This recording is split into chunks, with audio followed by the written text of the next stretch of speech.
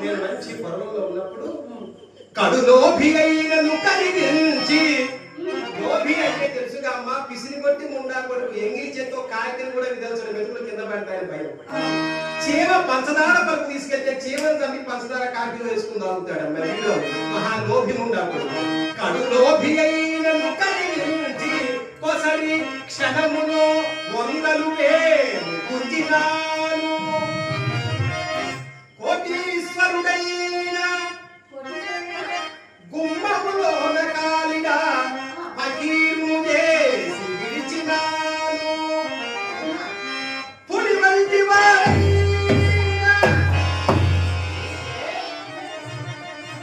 పులి అంటే దడుచుకున్నావా? పులి అంటే అడవుల్లో తిరిగే పులి కాదన్నా, మన మధ్య తిరుగుతూ ఉంటారు.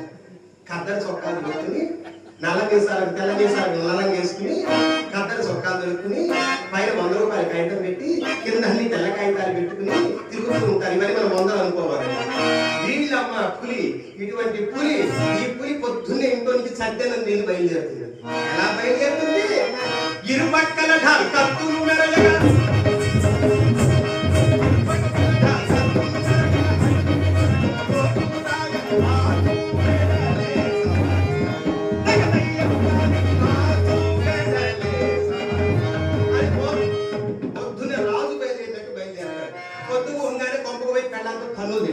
వీడమ్మ పులి.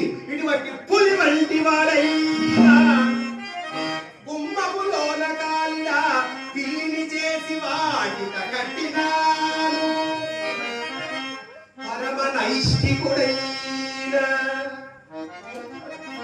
పరమ నైష్ఠికుడమ్మ. వారింట్లో అవి తినవండి, వీరింట్లో ఇవి తినవండి, వారింట్లో మంచినీళ్ళు తాగవండి, వీరింట్లో పలహారాలు ముట్టుకోవండి అంటాడు. పొద్దుకోగానే బజ్జీలు బడి దగ్గర దొరకాయ బజ్జీలు తింటాడు. వీడు పరమ నైష్ఠికుడైన పడదీసి నోట పెట్టి ఎంగిలి తినిపించిన.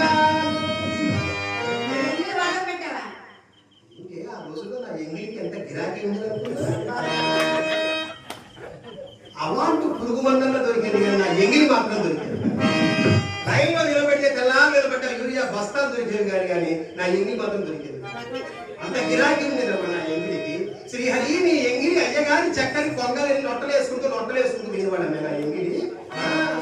పరమ నైష్ఠికుడైన పరదీసి